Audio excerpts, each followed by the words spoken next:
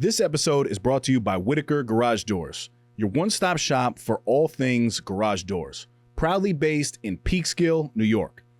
Your home is a direct reflection of your personal style, and let's face it, your garage doors are the first thing people see when they pull up your driveway. Whether you're looking for the timeless charm of a classic carriage house door or the clean, sleek look of a basic wood finish, Whitaker Garage Doors offers traditional options for every taste and budget. I can personally vouch for their incredible service.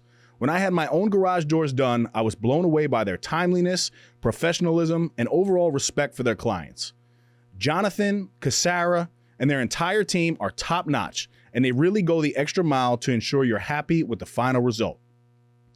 So if you're in the market for a new garage door or need some repairs, give them a call or find them on Instagram at Whitaker_doors.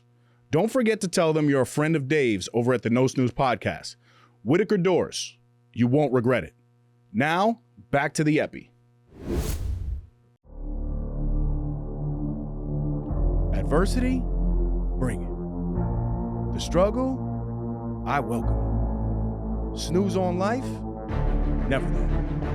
I am Dave Regina, and this is the No Snooze podcast. Come on.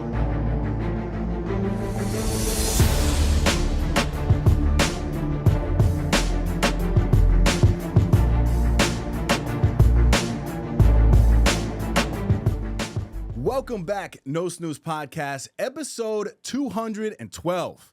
As always, I'm in the booth with a brand new three.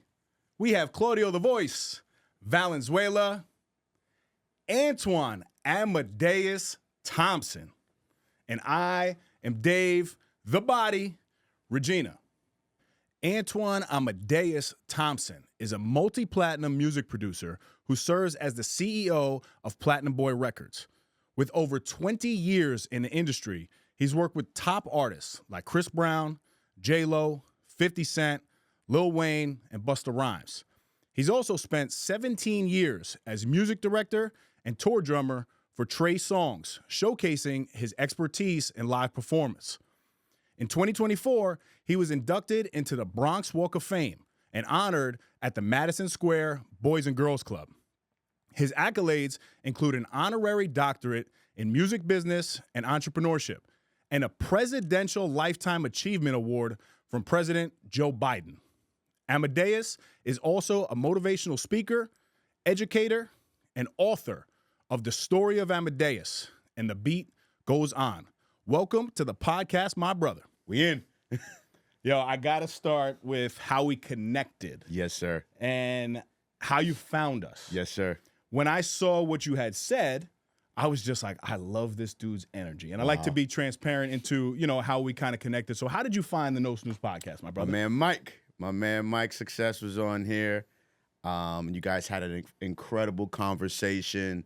And I was just like, and I'm very big on details. Details, conversation, what you're saying, the aesthetics, how things look, the professionalism, and all of those things impressed me. And man, I was like, man, I wonder what type of conversation we would have, if I'm chosen to be a part of this amazing podcast. And that was the thought process, and that was the idea.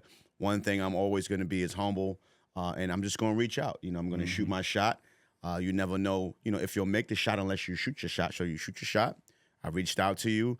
It took a little minute because you're pretty hectic. You got a lot going on, so everybody doesn't have the opportunity to see their DMs all the time. And then if you're not following one another, it goes in a whole different folder, which is, I don't know why they do it like that. So you have to actually go digging to go actually find it and see it. But, you did that eventually, and we connected, and you welcomed me on the red carpet, and here I am today, man. So thank you for having me, and man, and shout out to my brother Mike for the, for just seeing him and him moving around with this amazing book and doing great things, and then, allowing me to be here with you today. Listen, man, thank you. And again, like I said, that energy was definitely authentic. Appreciate and as I you, looked brother. into you, I was like, of course I want him on the podcast. Thank but you, I man. think you're coming in real hot with a dime right off the top. And it's just about opportunities, right? Yes, sir. But creating opportunities for yourself. Absolutely. So everybody should take that as we just immediately jump in with a dime Immediately. right there. You mentioned a word, and it was details. And I have to say, the hat, the fit, the bag, the swag. Thank you, brother. It's all fire. Thank you, King. I had to represent right. You know what I mean? I see how you carry yourself. You know what I mean? Well groomed. You know what I mean? The fire look yourself. You know, so I was like, you know what? I put out 2 outfits. You know, yesterday when I came home from the gym, and I'm like, what are we doing? What are we doing for my brother tomorrow? And I was like, all right. Woke up this morning because it's about a feeling. Yep. You know, it's about a feeling. You know, you can decide on something the night before, and then you wake up the next day and it ain't really hitting. So I put out 2 different ideas, 2 different outfits, and I was like, I'm gonna go with this. It gives me like Michael Jackson energy. You know what I'm saying? The red jacket. You know, got the hat. Shout out to Flame Keepers, where I get my hat from. And look at the red light behind you if you're on YouTube. You know what I'm saying? You see it. Look at that. It just hits different. So what had happened was I didn't get a haircut, and if I don't have the opportunity to get a haircut, it's hat day. So it can be, you know, a fitted, it could be a snapback, but again, I know where I was coming. I know how you represent. I know how you get down. So I'm like, no. We got to go brim. We got to go brim. We got to go clean. We got to go sophisticated. We got to go elegant. We got to go greatness. You know, so this type of hat had to come out. You know what I'm saying? And you mentioned something off air, too. You said every birthday, yes, sir, you actually buy yourself a new crown. Absolutely. And that's obviously not an illusion, but a metaphor for a king. Absolutely. Talk to me about that. And just in terms of the confidence, right? That's a big thing right there. Yeah. I got into it. I forgot how or what led me to it, but I forgot where I was going. I was going to an event. I don't know if it was a wedding or a banquet, and I was like, yo, I want a black top hat. You know what I'm saying? And my boy, shout out to my boy Mike in Harlem. He was like, yo, I got the perfect spot. It's a place called Flame Keepers in Harlem. Dude, a black king named Mark, you know, it's a CEO and a store owner. And the moment I walked in the store, it was like the warm welcome, the vibe, the energy, elegance. And I'm like, yeah. So I was a little nervous walking into it. So I just went with a black normal, you know, hat. And then I was sharing with you the next time I came back, I went and got a gray. And then next time was like a light brown and a tan. So that was the vibe. And then I just started branching out and just, you know, letting the soul glow happen. You know what I mean? Like, so when you look at the hat, you look at all of the details, like the red is just on the tip. You know what I mean? I got, you know, it's clean. It's just a moment, man. And like you said, confidence is everything, right? When you step in any arena, any building, any place with a hat on, it automatically draws attention. It's a conversation piece, especially when it's something like this, where it's like, oh man, you know, even if you ain't into it, you're still like, that crown is crazy, King. Definitely, just like if you see a dope fitted or a dope snapback, you'd be like, yo, that's crazy. So it's a conversation piece. It's like you said, it's a moment of confidence. And it just allows you to just, you know, details, again, align it with what you're wearing. You know, I'll put the hat out first and build around the hat, build the outfit around the hat to match, you know, the vibe and the energy that I get from the hat. So I know you mentioned, you know, wanting to get into it. I'm gonna take you to Flame Keepers. Let's go. Let you meet King Mark and get you a new crown, man. You'll look amazing. The way you carry yourself, the way, you know what I'm saying? The swag, the energy. And then when you put that crown on, because you got to know what it is. So the moment you put that crown on, it's sitting right, it's fitting right. Listen, now you're going to go down with me. If I go get this crown and now you guys don't like it and you want to start making fun of me, make sure you send him the DMs and don't come at me. Let me tell you something. Go ahead. Let me tell you something about that. And I like that you said that. As long as you love it, that's what matters. And that was, and you started that. So this is what made me go this way. But when you think about childhood, when you think about dreams, when you think about aspirations, right? You know how many people laughed at my ideas and my dreams and my goals and what I wanted to do as a little kid? Because it was so huge, it was so big, it was so far-fetched to them. But to me, I'm like, nah, I'm actually going to do that. So with you saying that, and it's just a moment to just, you know, speak life into that as my brother, never ever be concerned about what others think. Because you can be in shape and people be like, you're too in shape. You got too many abs. You know, you're ripped. You know what I'm saying? You can be out of shape and it's like, man, you're big, you're huge, you're fat. I'm just being honest. Like, will you ever be pleasing to everyone? Right. No. Like, I used to be a real skinny kid, and I got laughed at and mocked at, and then I was like, you know what? Started eating, and I gained weight, and either way, I got called skinny, I got called fat, I got called big, and it's like, you just gotta do you. Yes. You know what I'm saying? Now I'm trying to get skinny again, which is the hardest thing in the world, but it's a process. But again, and I know I went off into a tangent, but never, ever be concerned about what other people think. People will be mad at you just because of the fact that you have a new crown. Because we're not even calling it hats. We're calling it a crown. Yep. And once you get a new crown and you adjust it, you know what I'm saying? And you can't knock that off. Nobody can't come up to you and take your crown. This is your crown that you've earned. So funny. So it's a bigger. But before you walked in, I recorded a clip that was literally right about this. And it was just about, like, most people, they struggle to just be themselves, right? And the people who will make fun of you for being yourself are the ones that really struggle being themselves. And it's a very, like, odd dynamic. But what you're saying is very true. I mean, I wear furs and stuff, so I'm very, you know, one day I'm in a Old Navy sweatsuit. Yes, right? which I love. The next day, I'm putting on a mink or a fur. So I'm out there. You know what? I'm going to challenge myself. I'm going to go get this crown. Come on, man. When you're ready, call your brother. I'm going to take you right to him. I want to start with your nickname, man. Very strong nickname, Amadeus. Yes, sir. Talk to me about the meaning behind it. And kind of how that, you know, grew into this global name. Yeah, so trying to decide on the name for me as a producer, that was how it came about. Went through Beethoven, went through Mozart, all of these different names, and Amadeus. Shout out to my brother Steve Suit White, who recommended the name, my big brother, and he's like, Amadeus. And I'm sitting there looking at it, I'm like, I don't know. But I remembered seeing the movie as a kid, Amadeus. And I remember how amazingly talented this kid was, because he was a young man at that time in school, writing like orchestras, writing like classical pieces, like conducting as a little kid. He's like 15, 16 years old, but he was nuts. You know, a character, chasing the girls around in school. You know, this little kid that was a fool, but was a genius. And I remembered the film, and I said, you know, we have a lot in common. I'm all of those things he was. So for me, it was that idea, right? And then the other thought process was, I would love to be the modern day Amadeus. You know, Amadeus is incredible, over 3,000 masterpieces that he's written. So I wanted to be the R&B, hip hop, gospel, whatever genre I would create, Amadeus of today. So that's how it came about. Later on in life, I learned that it means loves God. So it was the perfect name. Yeah. You're transitioning, and this is how I know that a connection is so genuine, right? My next talking point is literally about God. Wow. And I did some research just on you as well, like through your Instagram, which, by the way, if you're trying to put something out, you should be mindful of the brand that you're creating behind your Instagram, because I was very clear on who you were as an individual, what you did, and you have a great Instagram page that really reflects, you know, the individual that you are. Thank you, my brother. You're a man of faith. Yes, sir. And I picked up on that very quickly, like I said. I haven't always been this way. Okay. But now I'm very clear that without him, I am nothing. Talk to me about your faith and I guess how you've become so clear on God first. Yeah, my parents, man, my mom and my late dad, church was a thing that was a must. Nothing to talk about. What kind of church? Yeah, it was gospel, good old gospel. Let's get it, good baby. old gospel, and then good old gospel. So Baptist was our first.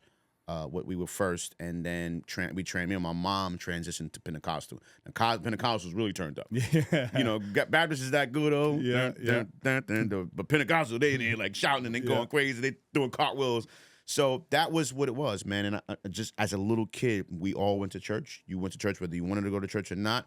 It was a thing that happened every Sunday. Now, obviously, as a kid, you're not paying attention. You're not. Right. I'm falling asleep. I'm chasing girls around the church. I'm, cutting jokes. I'm not really paying attention. But the older I got, you would. When we changed churches, Faith Temple Church of the Living God, it was a woman pastor by the name of Michelle White, and she was a woman pastor, and she had one arm. So that was what caught my attention immediately. There's a woman pastor, which is rare, black woman, very strong, very powerful, very gifted. Then she got off she left the pulpit and went and played the piano with her one arm, and she had, because she's born with half the arm. So kind of like this with the nub. with the nub was playing the keys, and I was sitting there like, what's happening? Wow. And at the same time, I'm looking at a church filled with young people my age that connected with her and connected with God. So that made me curious. And I joined the church. The music department was incredible, obviously, as a musician. And that was when it all clicked. That's when I started listening. So, you know, as you grow up, you try to be a rebel. You try to flee from it. But you can't really do that. You know, you be a rebel and flee from it because you're independent now and you're grown and you're like, well, now I don't have to go to church because I'm a man and I can decide on me not going to church. But when you realize it's an uncomfortable feeling because this is what you know. This is your foundation. You know, it's like building a crib, building a house. If there's no solid foundation, that house is not going to stand tall. It's going to eventually crumble and come tumbling down. So that's my foundation. It's who I am. I'm far from perfect. I make mistakes just like everybody else. But at the end of the day, it's faith. And for me, it's faith over fear. Straight up, it's faith over fear. You know, we all deal with challenges in life. January is a very challenging month for me. It's the top of the year as an entrepreneur. Sometimes business is not rolling yet. You know, I wasn't booked for a few things. And I'm like, what am I going to do? And it's like, you're going to do what you've always do. You're going to hustle. You're going to figure it out. You're going to find a way. You're going to remain prayerful. You're going to get up each and every single day looking forward to the opportunity God presents you with, and then you're going to do your part. And that's what that's what it was. So that's my foundation, man. Yeah. No, I love that. And my, my daughter's 4. I have one daughter. Okay. I've slowly just brought her into my lifestyle, right? And a heavy part of that is daily prayer. Yes, sir. So every single day, we say a very simple prayer. Dear God, thank you for my family. Thank you for my friends. Please keep us safe. Wow. Please keep us healthy. Amen. And she's 4 years old doing that. I remember that. And she joins me in church now too. Beautiful, and they have man. a kids section. Yes, sir. Check out the Life Church in Mamaroneck. Pastor Wayne Francis. Awesome. Awesome. Lead pastor over there. Awesome. You would get along with him. Yeah. Oh, he's a I got to visit one day, man. Yes, I got to for visit real. one day. You've come from a very long way from humble beginnings. Yes, sir. In the Bronx. Yes, sir. I was going to say Brooklyn, but I know you would have lost it on me. So That absolutely lost it. Big Bronx energy. take us back to your early life, and I guess share what ignited the passion for music. For me, if I'm, I read your bio, and I probably would put money on that the church had a big, I guess, calling into the music field. Is that accurate? Absolutely. So take me back to the beginning. Before church, my mom and dad, we had cleanup Saturdays, right? You couldn't go nowhere. You couldn't do anything you wanted to do, fun, until the house was clean, right? During those cleanup sessions, one Saturday, my mother will have, the radio. She's playing Salt and Pepper. She's playing, Grandmaster Flash, Furious 5. She's playing, the little church in there, little Hezekiah Walker. You know what I'm saying? My dad, the Bee Gees, Stevie Wonder. My mom loved Michael Jackson. I couldn't look like Michael today and be influenced by Michael and not mention, Michael. My dad, the Bee Gees, Chic, Earth, Wind, and Fire, right? So they gave me the first introduction of music, their music, what they loved. Now, fast forward, I'm watching a TV show called Video Music Box. Uncle Ralph McDaniels that came on, wasn't cable TV, it was whatever, I think it was Channel 31. And if you had it, you put the hang up, you can find it. Yeah. I would race home from school at 4 to 4:30, I forgot exactly what time, to watch Video Music Box. And Video Music Box was a show that would highlight and show all of the music videos and the night scene and the party. So they would show Club Fever. They would show The Tunnel, performances with all of these legendary artists. And I would just sit there like, one day. And I didn't know what I was going to do because at first I wanted to be an artist, a rapper. And then I transitioned from rapping to the musicianship and being a producer. So that's what it was. And then fast forward again, the church is what honed the gift. The church is what taught me where the gift have come from. God has blessed you with this gift. Everybody can't wake up one day and play drums or be a musician and, be an NBA player, do what you do. Like, we all have our gifts. We all have our callings, right? And it's not even a taught thing. This is some things that just are instilled and already in us from birth, to me, is what I believe. So that's what it was, and that's, the love that I have for music, which is why I'm where I'm at today. what was an early obstacle that you faced that you can remember if you're sitting back now, right? And again, I want to be clear about this because a lot of us, especially when you get into public speaking or, you know, you do keynotes, motivational stuff, like it's very easy. And people ask me this all the time. They're like, how do you remember that stuff? And I just want to be clear, like it's only now and through the past 7 years of like therapy and really diving into my life that I was able to make the connections to the past, right? So I asked that question and pose it obviously to the listeners too, that like if you're 30, 40, 50 right now and you're just reflecting on a time or a challenge in your past, it's okay to just have the understanding right now, right? So today, looking back, what was an early obstacle that you had to overcome? And you mentioned your late father, so may he rest in peace. I'm sure that's obviously part of an obstacle in your journey. Absolutely, man. I love this question. When I think about childhood and I think about my surroundings, you know, growing up in the Bronx, growing up in the hood, growing up in the projects, you know, my parents, I would call, had the kung fu grip on me, man. They ain't want to let me do nothing. Now, from my lens, I'm like, man, y'all, what's up? From their lens, they're trying to protect me and they're trying to keep me safe. So if I wanted to go outside, it was a hard no. So I would be like, can I go to the store? And then when I went to the store, my mom would sit down at the window and like literally watch me cross the street and watch me go to the store. And if I took too long, or if she stopped me, you know, stop, she'll start screaming my name out the window. And I'm like, and it wasn't even a thing that I had to even be embarrassed by because the whole hood knew. They knew who my parents were. They were pretty popular over there. They knew how she was. And it wasn't even a thing that they laughed at. It was just like, go inside, boy. Antwan, your mom's calling you, bro. You know, so for me, church and musicianship and music literally saved my life and gave me something positive to do, right? If I didn't have that, I would have definitely went down all of the wrong paths, you know? So I think the challenge for me back then with that is staying focused on what it is I wanted to do and who I wanted to be, you know?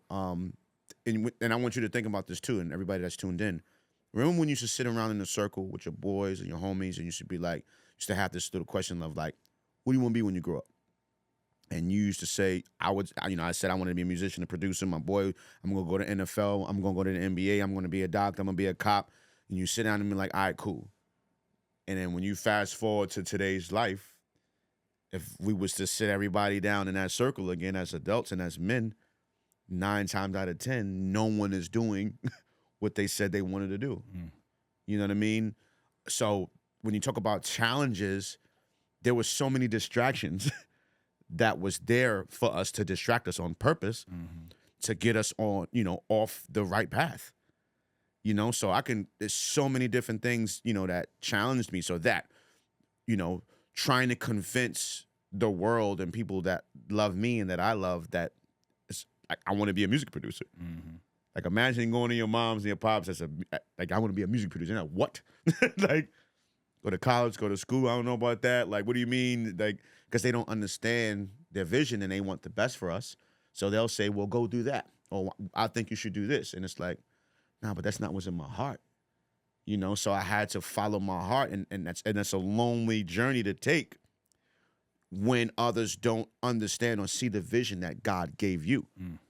And it's not from a negative lens because as parents, and you're a father, I'm a father, you want the best for your kids, right? But what I feel is the best for you may not give you peace at night, may not allow you to be happy and joyous when you wake up each and every single day to go do what you do. When we wake up every day, it's exciting.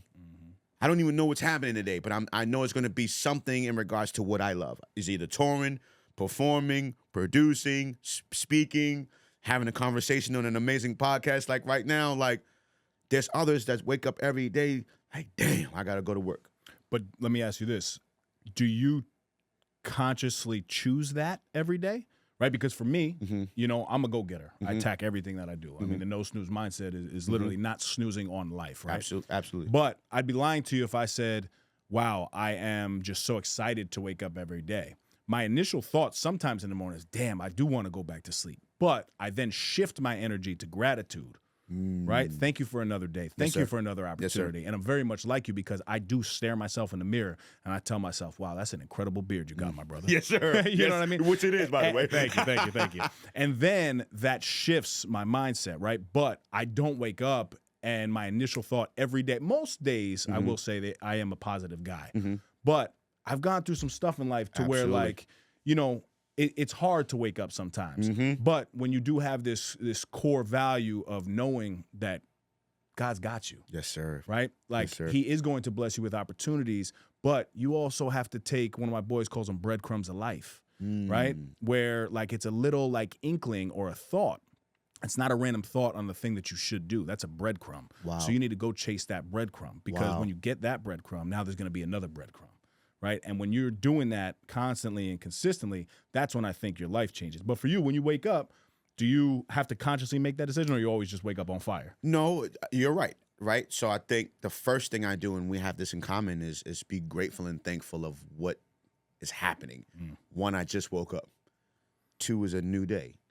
3, I have so much to be thankful for and grateful for, even if there's things that I'm in need of or that I want, right? Or goals and aspirations that haven't been achieved. So I think the first thing is to be grateful and thankful of the moment of having life and breath, right? But like you said, am I always on fire? No, but at me, turning 44 this year, a lot of people haven't seen that, right? I'm still here.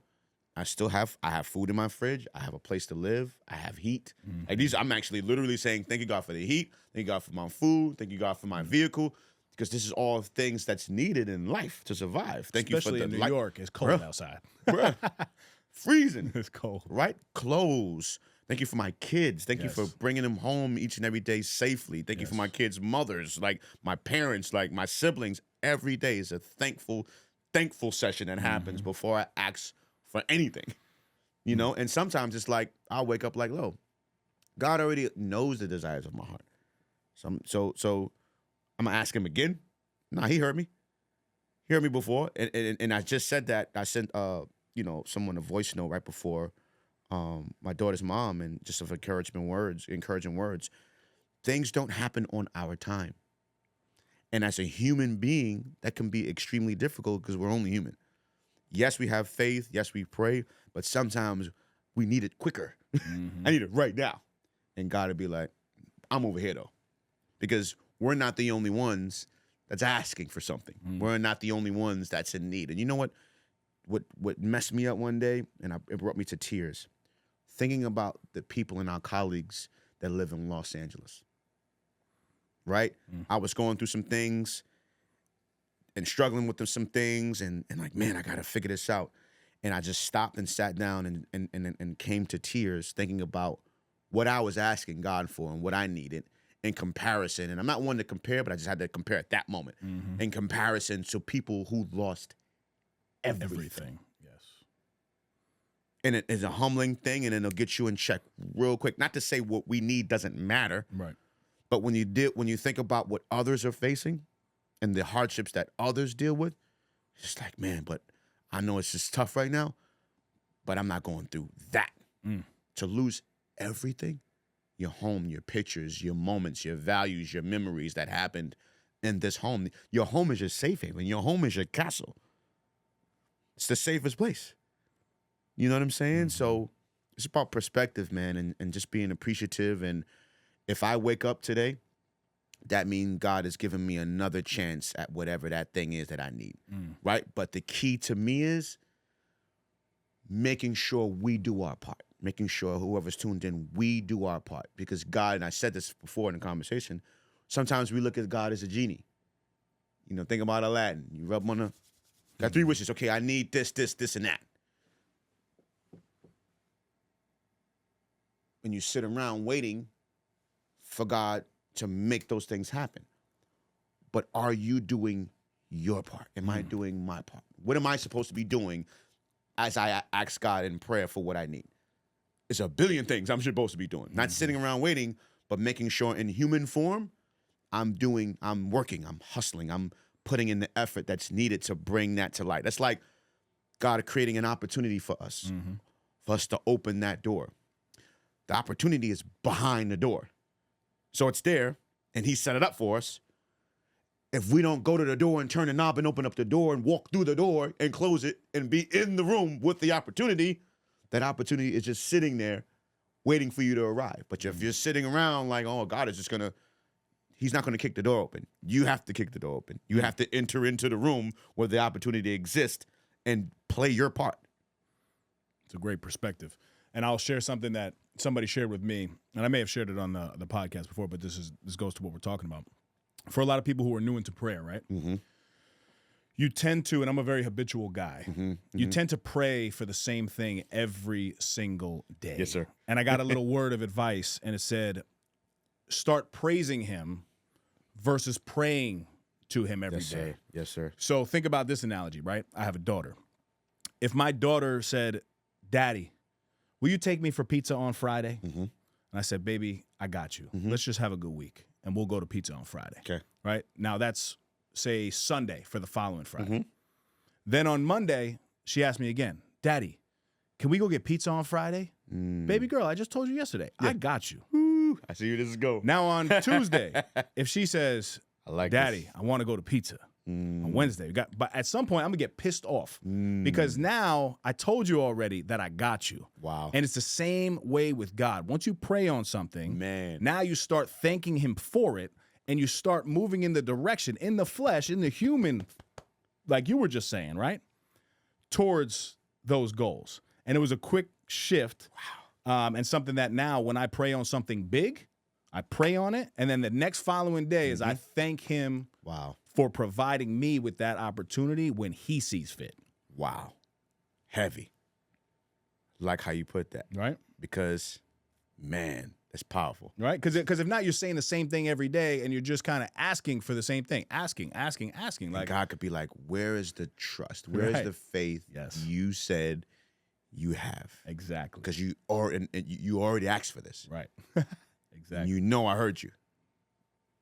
Prayer versus praise. Patience is key, man. Right. I love that. I want to pick your brain a little bit on success, man. This is tough, right? Okay.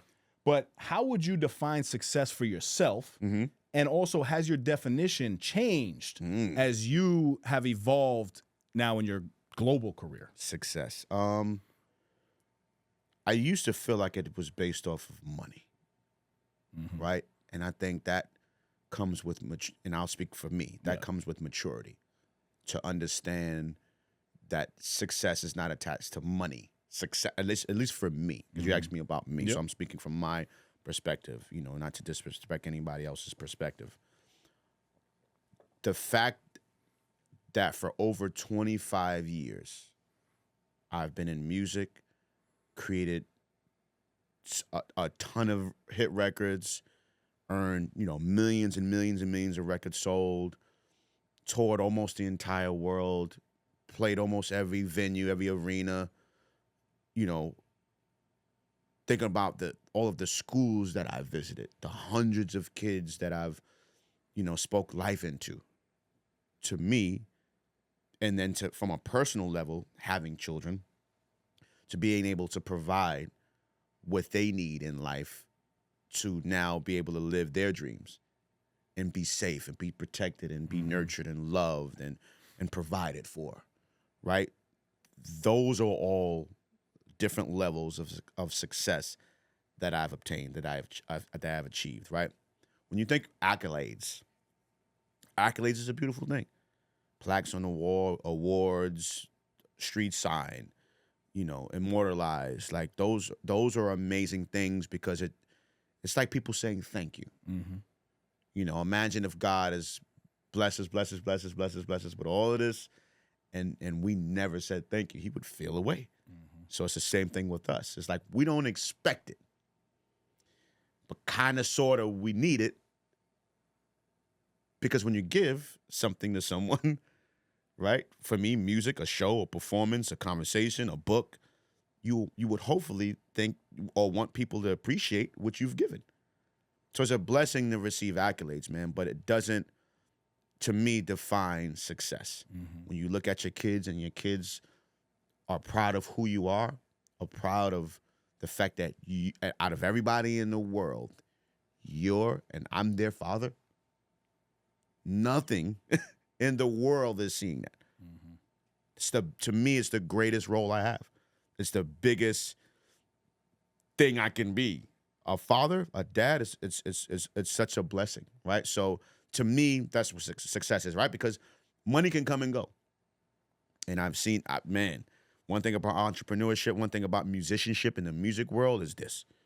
You can be hot and on fire and that person, and then you can be lukewarm, and then you can be ice cold, and then have to, heat up and warm up again and become that girl or that guy again. You know what I'm saying? So that's music, but that's the path I chose.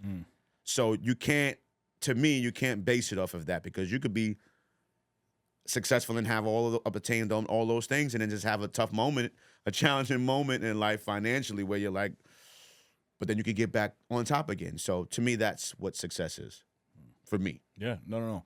It's something I think about like constantly, and right now, like my definition of success has absolutely changed. And I remember the first couple of years that I had my daughter. Success to me was just making sure that I was present for her, right? Like that was it. It was just that. Yeah. And now that I've been able to accomplish that, it's not that I ever want to lose that, but I add now onto my levels of success, Love right? that. And I'm like in my impact era. Okay. I want to make impact. I want to influence people. Yes, sir. In a positive way. Yes, sir. There's too much negativity in the world and society, and I just want to be a source of inspiration and encouragement for people. Because what that does, selfishly, is inspires me. Yes, it does. Right? So yes, it does. I do know that when I'm giving, and it could be something like somebody just sharing a clip. Yeah. Hopefully they feel inspired, and what that does for me is probably 30 times more than what it did for them. Absolutely. And I do want to, make that clear to people that it's okay to change your definition of success. And it could be encompassing of so many things in your life, right? And it's just like your why. Why you do this, and I want to share my why, but I want you to share your why too, right? Where at a 14, 15-year-old kid, my why back then was, I love this. This is what I want to do. Right? This is my escape. Right? This is who I am. Right? This is how I get out of where I'm at. Not to say that I didn't love my brother, I didn't love my city, but I couldn't even go outside, bro. Like, what kind of environment is that? You know what I mean? So then it changes. Like now it's a hobby. It was a hobby and what I love to do, and then it changes. Now it's a business. So now I have to learn the business. Right now it's like, oh no, you're gonna pay me. Like, now this ain't for free, right? And then it changed again. The why changed again. Now I have my son. Right. Now I have a whole life that's dependent upon me. So now you really not gonna play with me. You know what I'm saying? And then you get older, and it's like, okay, I done did this. I done went around the world, got all of these plaques, and now, like you said, which is where we align, where it's like, what do I want to be known for? The music is amazing, the performance is amazing, the accolades is amazing. That's cool, but I can be forgotten about really quickly. And there's not even malice involved with that. Just life. There's a million producers out here. There's a million musicians, right? But like you said, if I make impact on lives, we could never be forgotten. When we walk into that school, when you sit down and have this conversation with all your amazing guests, this is 212 episodes. It's 212 times of you having a conversation, life conversations with individuals, sharing their stories, sharing perspectives, sharing your thoughts that you're getting out of us that sits across from you. You're responsible for this. If you didn't create No Snooze podcast, I wouldn't be here. We wouldn't be here. 212 conversations wouldn't have happened, right? That lives in the world forever. Right. It's online. It's forever, right? Impact. There's so many things you can do. There's so many things I've done. There's so many things. You can forget a record I produced. You can forget my name. You can forget whatever. You're not going to forget a conversation. You're not going to forget something you said that helped me change my perspective or motivated me to go after my dreams or my desires and change and be great and believe in myself now. That'll last forever. So that's my new why, and this aligns with everything you're saying, where it's like, I want to use Amadeus, the music guy, the guy that hangs out with all of the celebrities, because that's what the kids love, Right. to get their attention, to now that I have your attention, speak life into you. And that's not even just children. We speak life into children. We speak life into adults, because sometimes as adults, you quit, you give up, feeling like, oh, I'm 44, I'm 44 years, it's over. Nah, bro, you just changed your life. You have an amazing relationship with God now.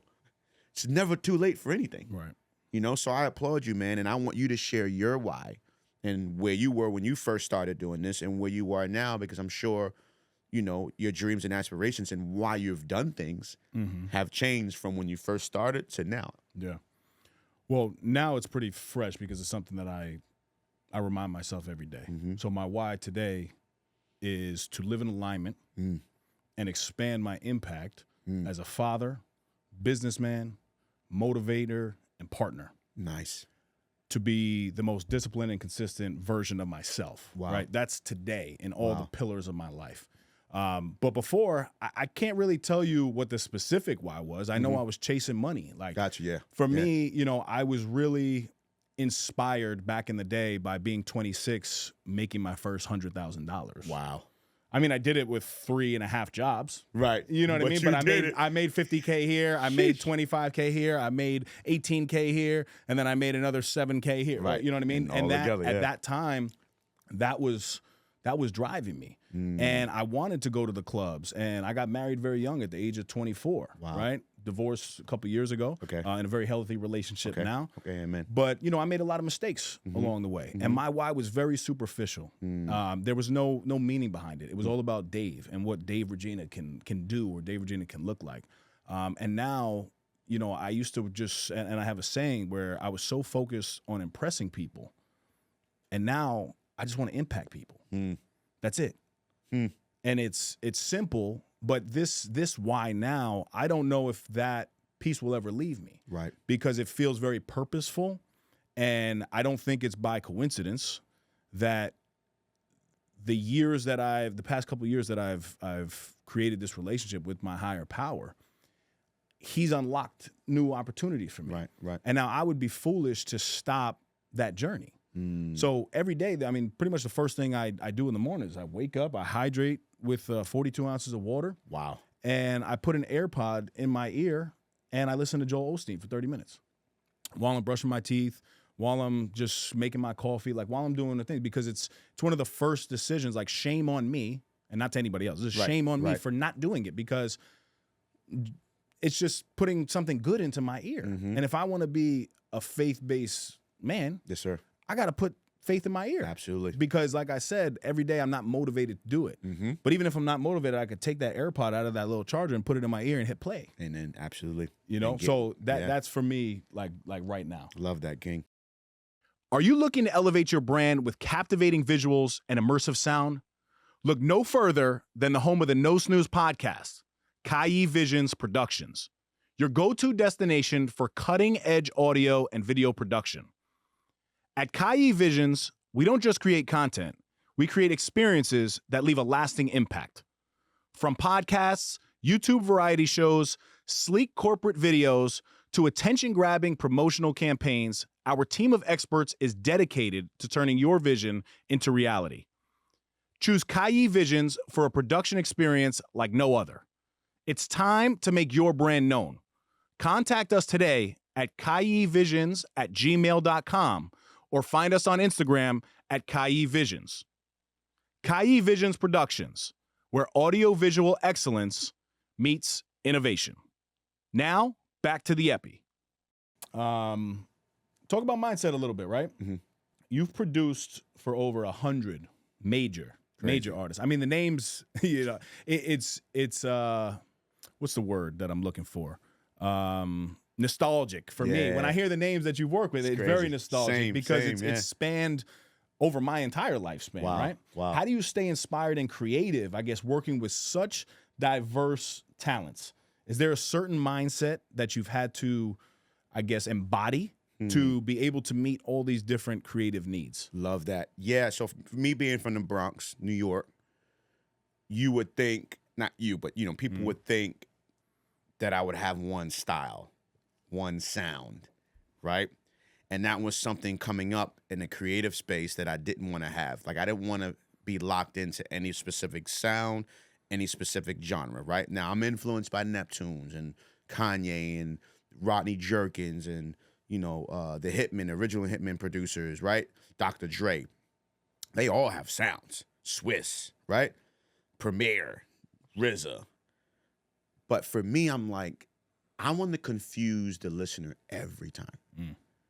I want them to, you know, back in the day, and I know you can align with this, but I wouldn't listen to no albums without me reading the credits first. Absolutely. To see who worked on this incredible body of work so that I can look forward to hearing my favorite producer or writer or artist on a particular song, right?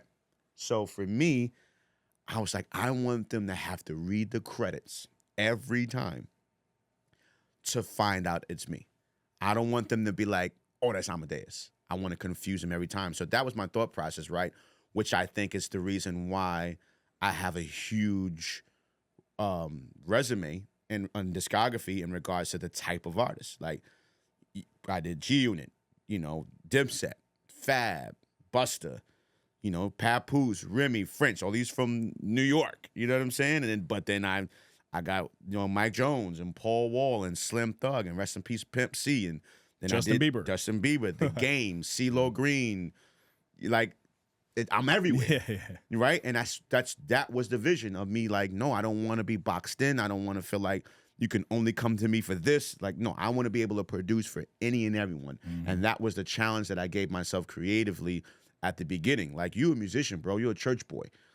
Like, you really, and not to take anything away from anybody else, but you understand this music thing. Like, you're seasoned. You know what I'm saying? Like, you got everything. You got Lowry's, you got Sasson, you got everything, bro. You got Jerk. Like, you got every flavor. Yep. Share that with the world. So that was my process, man. And, it's always a surreal thing, man, even just hearing you say it. And I always make sure that when I'm having a conversation like this with a great mind, that I take the time to appreciate that and to really think. Because sometimes, and it as a hustler, like, you focus on the next thing. You focus on the next bag. You focus on the next opportunity. And I've learned to just have a seat and to sit in moments and really play back moments or go back into time and think about memories that's been created and think about some of these records. And I'm glad you brought that up, right? Because yesterday was, I think, 22 years or 23 years of the Cradle to the Grave movie and soundtrack, right? Which was my first placement as a producer. Wow. Shout out to Foxy Brown. Rest in peace, DMX, because that was DMX's film and movie and soundtrack that he created and starred in and allowed us to be a part of. So that was 23 years ago, and my first placement, man. So when you think about moments like that, like Foxy Brown, I used to have her hanging up in my locker in school. That Il Nana album, bro. Like, little dude wasn't running around like that's my girlfriend. So when you think about moments like that, right? It's nostalgic, man, and I never get jaded. I'm always appreciative, and to work with some of my favorite stars and artists is a blessing, a dream come true. It's a skill too, right? Yeah, because absolutely. Like you were saying, that hustler mindset is very ambitious, which is a great thing, but it's also a real skill to be able to slow down, appreciate what you've done. Yeah. And I love how confident you are, because it doesn't come off as arrogance to me at all. Thank you, brother. It's just I see a solid core value. Thank you. Inside you. I think you're just a man of character. Absolutely. Thank you. Somebody, absolutely. And somebody that really just appreciates, hard work. Because you know what it is? What if someone doesn't take the time to celebrate you? What if no one says, Dave, wow, man, that was incredible. That episode, all of what you do is, what if no one said anything to you in life? You've successful. The numbers are crazy. Every episode is impactful and powerful. What if no one said anything to you, right? And that's kind of the thought process for me, where it's like, you got to be able to always be humble, yes. But I call it have a I'm the ish moment, where you sit down and be like, yo, bro, that was fire. You did that. Because what if people are funny, man? What if they don't, like you said, lack the confidence within themselves to celebrate you? Because of whatever it is, whether it's jealousy, whether it's animosity, whether it's not waking up and being that hustler that you are, and that, and not having what it takes to be the best version of themselves, and they're mad at you because you're the best version of you. So you got to have a moment when you look yourself in the mirror, and it's not from an arrogant standpoint, it's from a confidence, right? It's from a speak life into me. We're speaking life into everybody else every single day. We're pushing everybody else every single day in all that we do. Who pushes us? And we do have those that love on us and that push us, right? But we have to be able to push ourselves. We have to be able to speak life into us, just in case there's a little hate over there, a little animosity, a little, I ain't feeling you today. Okay, I'm feeling me today. And if you never felt me again, it's me and God and those that I know that genuinely love and support me, even if it's one person, two people, three people, whatever. I got me. And honestly, it's difficult But when I think about life, and I'm not saying that people weren't there. I'm not saying that. But there's a lot of lonely moments that only I can. There's a lot of paths and roads that need to be taken towards success, towards chasing your dreams that only I can take, that only you can take. Everybody, I can't hold hands and sing Kumbaya down every road. It might be a one-lane joint. Mm-hmm. You know what I mean? It might can only fit a bicycle. Only, you can ride people, a person, but nah, if a real bike, it's just you. Yeah. And it's only you that can go down that road and down that path. And it's lonely, man. But when you make it to your destination and you turn around for that moment to look at all of the potholes and the accidents and the leaks and the flat tires and all of that you've endured and made it through, one of the most impactful and powerful things for you as yourself to embrace. You know what I mean? Amazing. Yeah. Got me thinking over here. And I love that. I love when I just get lost in we got each other thinking, yeah, man. There's so many things that you've said that's like, whoa. No, I appreciate that. And this is what this is about. That is. Talk to me about relationships. I want to specifically pick your brain a little bit on Trey Songz, Trigger. Right, like one of my favorites of all time. Very unique. But as a music director and tour drummer for 17 years with the same individual who's had extreme success, it seems like that would be very difficult to do. Any relationship for 17 years is hard. Absolutely. Right? But being on that intimate level, like sharing those global moments and sharing those lonely moments, I'm sure. Yes, sir. Like, what would you say is the core foundation of a relationship like that? I think honesty and transparency, the expecting of greatness. When you want the best for someone, man, that could be tough. That's a lot of tough love. And we're men at the end of the day. You know what I'm saying? So you can imagine, and I'm sure he wouldn't mind me saying this and just being honest, the amount of times, we bumped heads, pause. You know what I'm saying? Like just not seeing eye to eye, you having a vision, me having a vision, something not going right, mishaps, mistakes. We're human.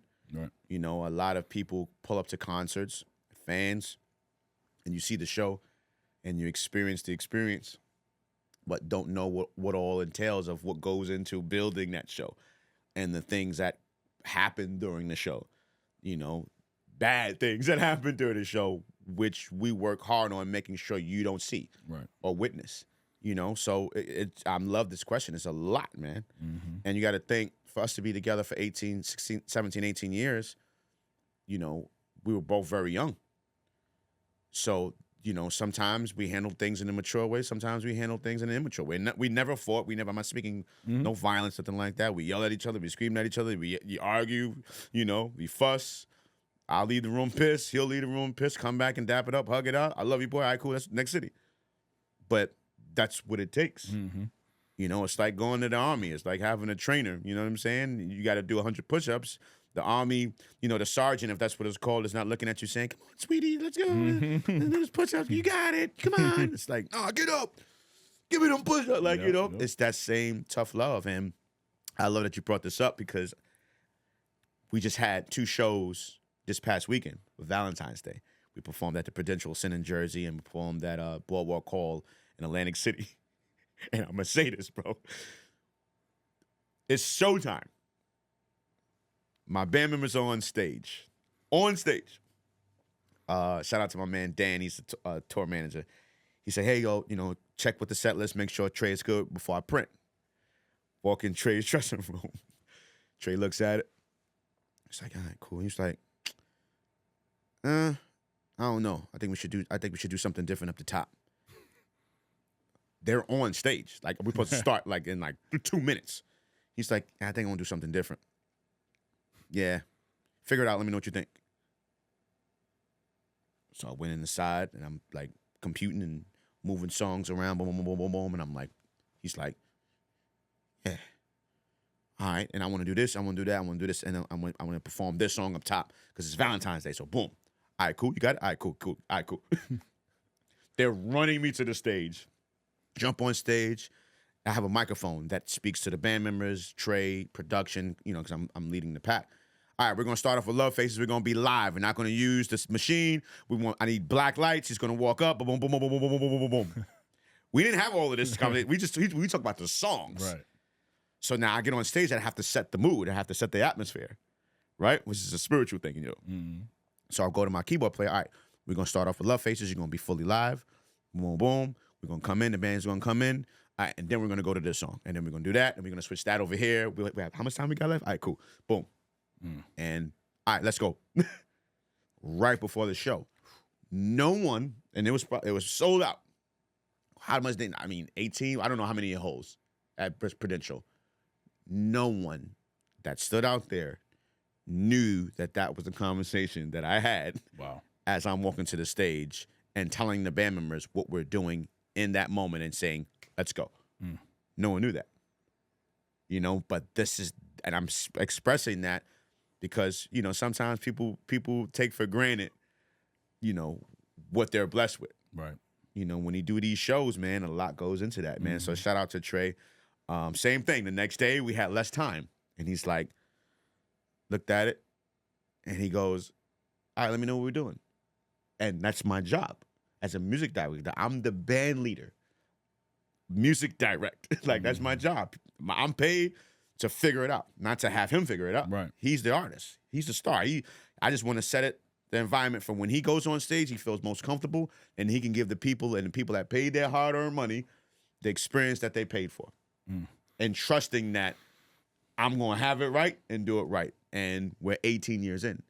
So it just goes to show you the level of trust, the years of experience. I know him. He ain't got to say a word to say a lot of words. He can look at me a certain kind of way. He can do a hand signal that no one knows but me. And it's not even like we talked about what that hand signal meant. But I just know, right? All of that goes back to church. In church, ain't no written songs, we're not following no guideline. It's all spiritual. It's all a feeling. Pastor's preaching and starts singing the song. You got to be ready. The people start praising God and shouting. You got to be ready. You know what I mean? So church and my late great pastor, Bishop Michelle White, has equipped me and my band members for those moments. It's very selfless work, man. Like just production in general. Yeah. Like, that's why I make it a point to, people ask me all the time, like, yo, why do you talk about CV so much? One, he's my brother, but also he's behind the scenes, like really mixing and making everything happen. Yeah. Right? Like I've worked with some individuals on, certain podcasts or even like photo shoots and stuff where it's very obvious that the producer or the photographer or whoever's behind the scenes struggles to allow that artist, like you were saying about Trey, to really shine and to really want that for that person. Wow. You get what I'm saying? Yes, like, sir. Because and I've sensed this many times. I'm sorry, certain producers that I work with, and it's much different, the level of production that we're talking about, right? No, but you're right. I can sense, and it almost puts me in my shell because you, as a producer behind the scenes, really don't want the best for me. And that's why I'm very strategic with the work that I do now, because I do need somebody that's like, look, if you're on board with me, like it's kind of your job. Yes, sir. To bring me to the forefront to allow me then to inspire and impact, whether it's a stage of 15 or if it's a stage of 35,000. So I really salute you for being able to do that for so long. And even, how humble you are of like, yo, he's the star. Oh, yeah. He's the artist. That's a skill, though, my brother. That really, really is. And thank you for that, because many fail to do that. Right? It's like, I'm the drummer. And you, man, you open up a can. When you think of Amadeus, and to me, I know I haven't known each other for long, but you know how I am in regards to being humble, right? But at the end of the day, I am who I am, right? I'm a legend in himself. So as Trey is in the forefront, he has a whole legend that's behind him that works for him. That's music director and that's the drummer. So when I'm in that position, nah, bro, I'm the music director and the drummer. You understand what I'm saying? And that's a very important thing, to not get caught up in, I'm Amadeus. I can care less. In this arena, that's my boss. That's the star. There's only one star on the stage. We're the band. I'm the drummer. As loud as my instrument is, because I can overpower everything. As loud as my instrument is, you have to know your place and your role. I'm here to accommodate Trey Songz. I'm here to build an orchestra, an ensemble of instruments around Trey Songz. It has to be the perfect blend.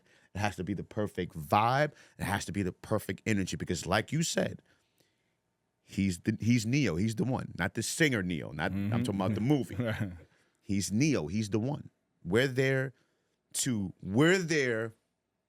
as accessories. You know what I'm saying? Absolutely. We're there as accessories. Absolutely. You know, and what I love about him is we're the Trey Songz experience. That's what we're called. So when you come to a show, it's an experience. And one thing, even though knowing he's the star, and you know how many conversations we've had with me and Trey of me just thanking him for bringing me along and trusting in me to represent him.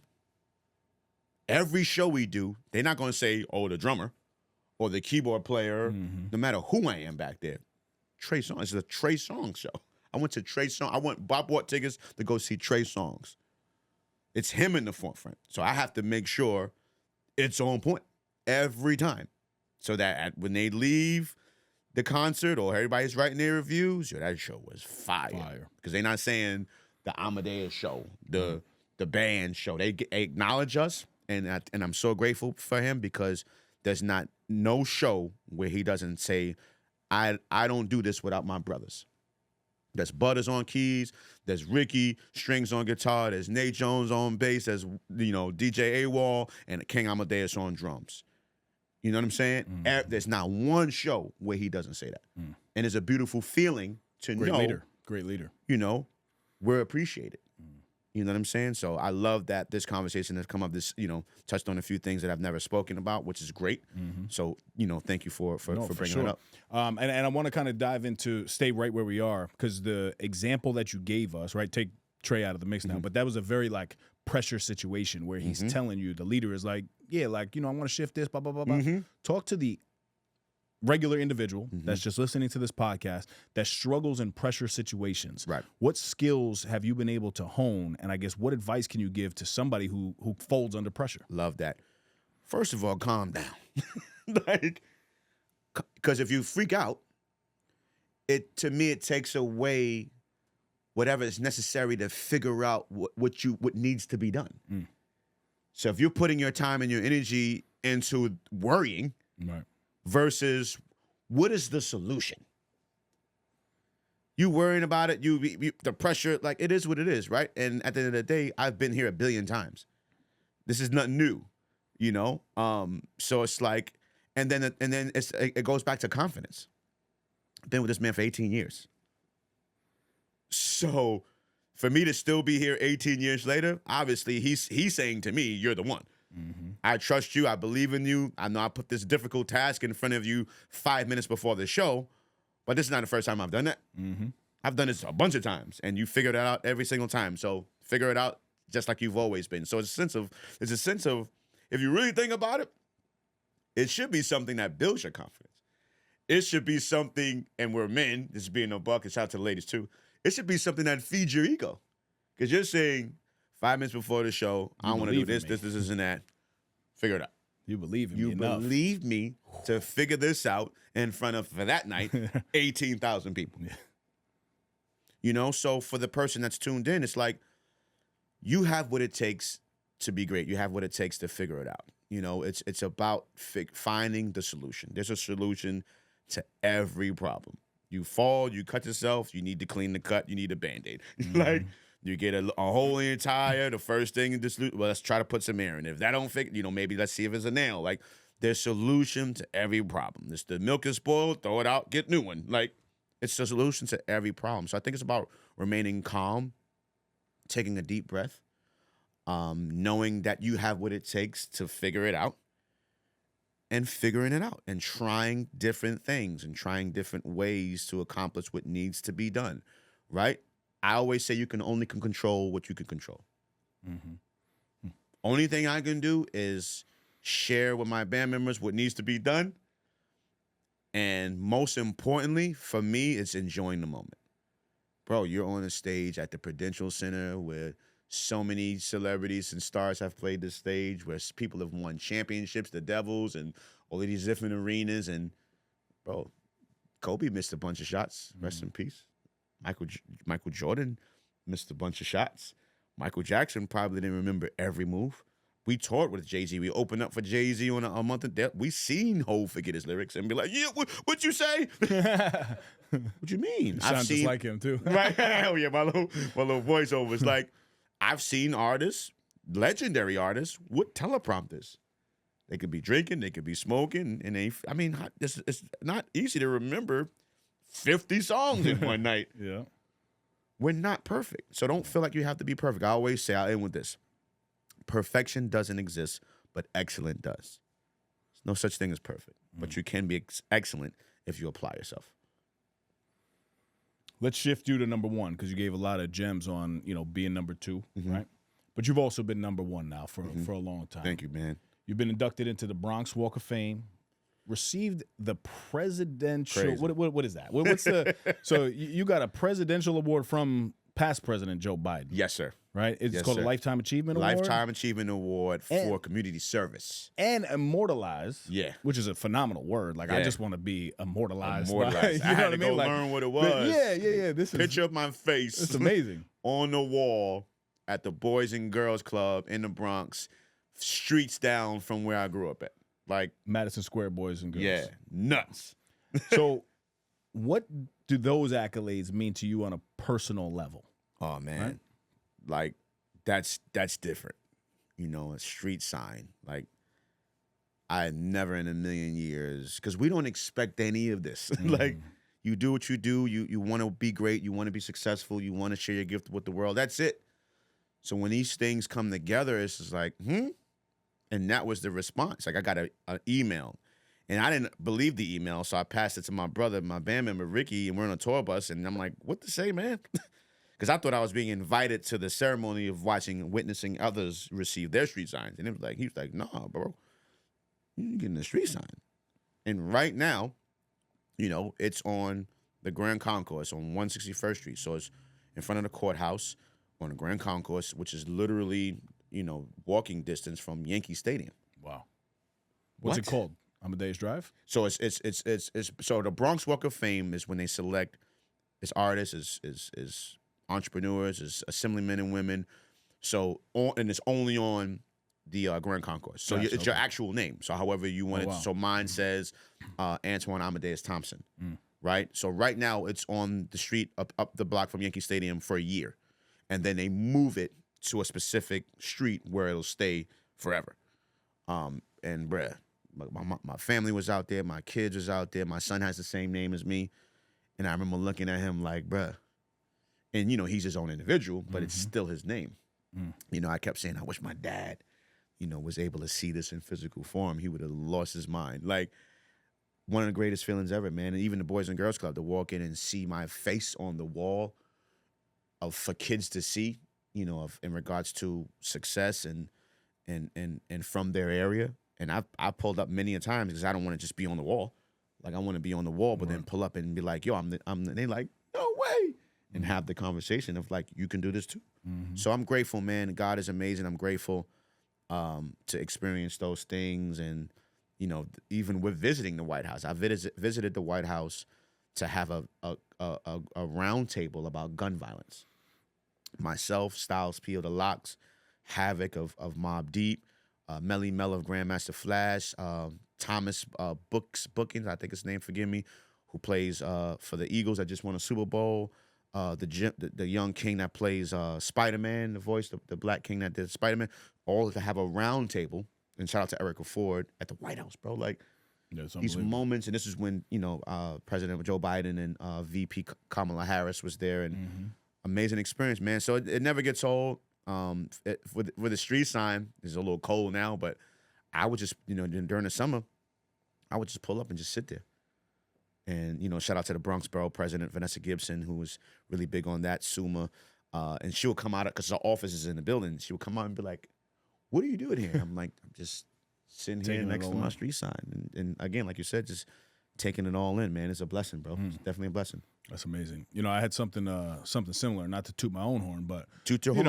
Yeah, when I bought my house, for the first time, I put a picture of myself on the wall. Yes, sir. And instead of a Hall of Fame, I have a House of Fame now. Wow. So everybody can go ahead and do that. I like that, King. I like that, man. I like that. What would you? This is completely random, but I am curious. What are your favorite tracks of all time that you've produced? That's tough, man. I mean, when I was looking at your, what is it called? Discography? Yeah, I'm like, bro, you sent me 28 pages of discography. Every song that I love, every song is produced. Is unbelievable.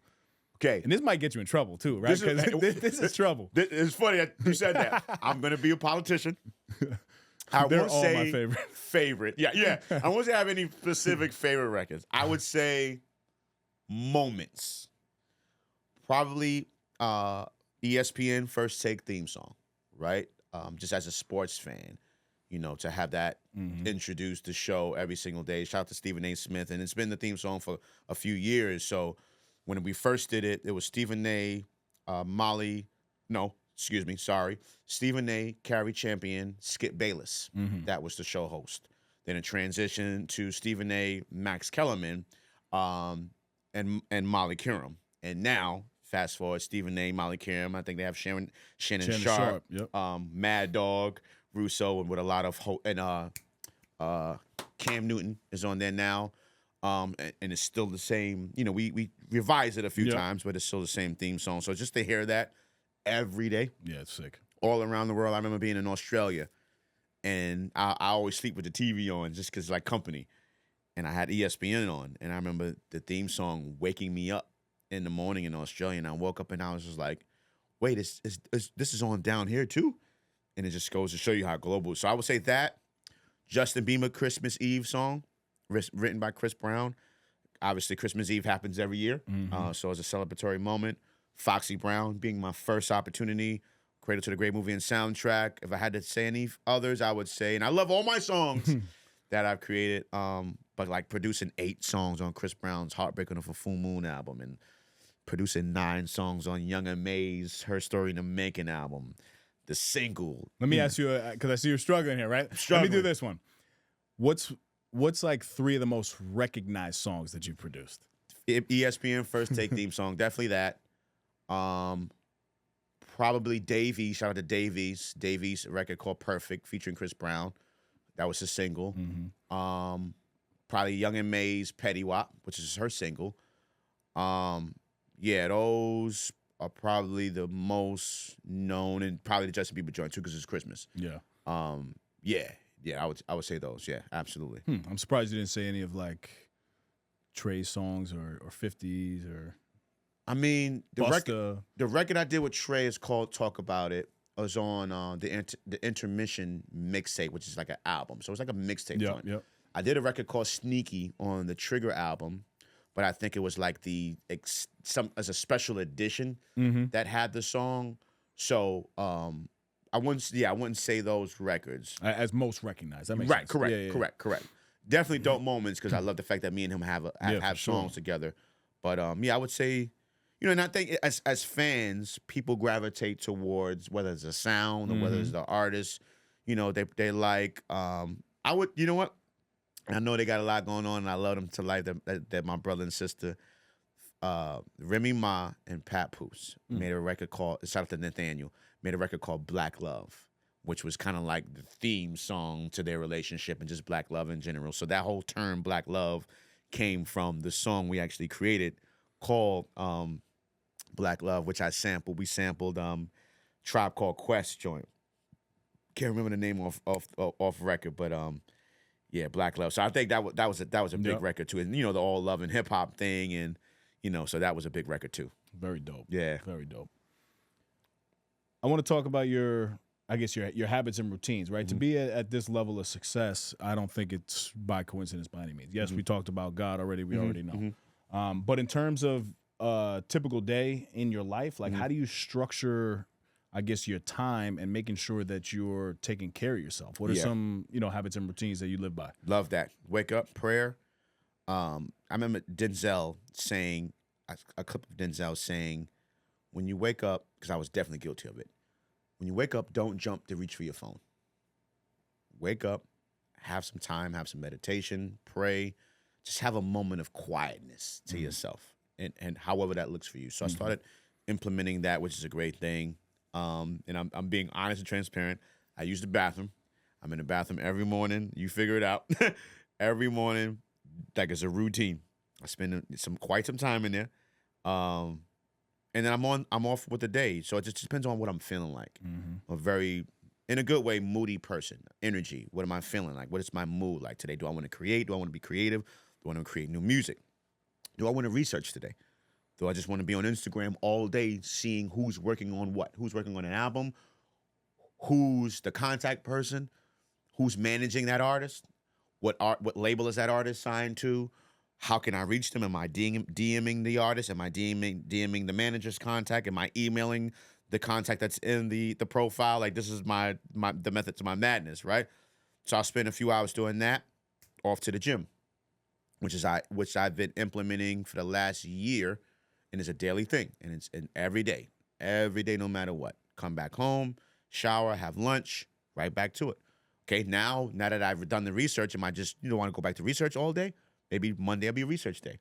Maybe Tuesday will be a day where I reach out to all of the contacts that I've, gained or came across. Now that I'm in contact, maybe Wednesday is the day that I'm sending out music. Maybe Thursday is the day that I say, hey, you know what? I just saw this really dope podcast, No Snooze, from my man Mike on there.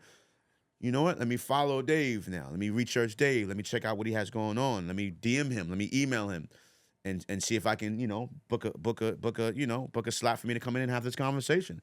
Friday, Friday, we got some shows coming up with Trey. All right, cool. Let me start working on this set list. We got rehearsal. So it just depends on what it is. You know what? I got a residency in Las Vegas, so I got to fly to Las Vegas to play at Club Dre's, Dre's nightclub, Friday, Saturday, and Sunday, come back Monday. So it just all depends on the mood and what I'm feeling. But that's a typical days in the life of Amadeus. Obviously, am I scheduling to go speak out of school today? I'm a person of, and sometimes it's a lot, of scheduling a bunch of different things on one day. Just, okay, if I'm in the Bronx, what else can I do in the Bronx? Can I schedule 2 schools that day? So I'm doing 2 schools. I get my haircut in the Bronx. So I'm doing a haircut, 2 schools. I may have lunch, may go visit, a person over here, may go check out this store. Cool, back home because I live in Jersey now. So you like the habit stack. Yeah, stack it all up. I'm in Connecticut. You know what I'm saying? Hang with my man, Dave. Go see my mom. Go hang out with the home. And then go home. You know what I mean? So I'm a man of take full advantage of every moment and every location of where you are and maximize it. You know what I'm saying? So that's not a back and forth thing. You're up in this, you're in the Bronx. What all you need to do in the Bronx? You're in Harlem. What all you need to do in Harlem? Like, make it count. Talk to me from the lens of CEO now, right? What I do is leadership. Got you. I consider myself a leadership expert. Okay. And I'm heavily involved just in learning about leadership. So I love opportunities like this to pick somebody like yourself in terms of your brain, right? What are your core principles of leadership, and I guess how do you apply it to your business? Love that, man. And your personal life. Love that. So Platinum Boy Music, right, was a production company that I created to house myself and, other inspiring musicians and producers and songwriters and just kind of creating that brand of being a house where you can come get hits from, So that's what it, turned into in regards to the business sense. But then there's many layers. Like you mentioned, there's the public speaker in me. There's the musician in me. There's the music director in me. There's the producer. So there's the author there. So there's all of these different lanes and gifts that I have that I all use under this one umbrella when you think about, what Platinum Boy Music is, So that's pretty much what it is. I'm the person that thinks about, not everything remains on fire. You know, you shouldn't put all your eggs in one basket. You know, you should be able to do different things, because there could be a moment where we're on tour for a year, and then it could be a moment where we're not for 3 years. What do you do? If you're depending on this one source of income, what do you do? So that's why I feel like, you know, we all have to be individuals to wear many hats. Producer, music director, musician, Trey, resident drummer, Vegas, author, motivational speaker, all of these different things, so that you can have all of these different sources of income to come in at different areas. Because obviously, you know this, checks have different times. Checks come in at different times. You know, just did a show with Trey, waiting on that check. Just spoke at a school. That's coming in. Okay, I'm not booked for January in Vegas at all. You got to have different sources of income, so that when something's not happening over here, I can go over here. So I think that's a very important thing. That's fire. So the term I just came up with is diversifying your leadership portfolio. Nice. Oh, from you. I mean, that's from you. That's from you. But I think that's the way to simplify it. I'm obsessed with like simplifying things, whereas I used to be a CV knows, a 58 stepper. Wow. It always used to take me 58 steps to get somewhere. But you know, as you were talking about it, it's very true. Like finding the things that you love to do, the things that you're passionate about, the things that you're good at. Yes, sir. And you know, to become a leader of your life, you got to be able to diversify your leadership portfolio. Very important. Very important, right? You got to think, as an entrepreneur, there's no 9 to 5. You know, there's no guaranteed check that's coming in every week or bi-weekly. Like, we get what we create. Straight up. We get what we create. So that's why it's a whole different type of hustle that you have to have. Whereas every day, and I say this, right? Every day I wake up, I don't know what I'm in store for. I don't know what opportunity God is going to allow me to be blessed with. I don't know. But I have to try each and everything in every different lane to try to do what I need to do to be financially stable, to handle my financial responsibilities. It's a very important thing, because there's no guaranteed check that's coming in. Right. You know what I mean? And that's a very important thing for entrepreneurs and people that are tuned in that want to be business owners and CEOs. It's like, nah, you're not sitting there, you know, with your legs crossed, you know, knowing there's a guaranteed paycheck coming in. You know what I mean? That's another interesting point, right? Because the reality is you can be a CEO or you could be a founder tomorrow. Create an LLC, boom, you got yourself presidency, whatever title you want to give yourself. Yeah. Just because you got that title doesn't mean that any money's coming in. Wow. That's a great perspective there. And it's not to discourage anybody out there. It's just the reality of what it is. Because you can no longer be like, wow, I want to be a president of a company, a CEO of a company. Okay, go create the LLC. Now what? It's all about the skill set behind it. Absolutely.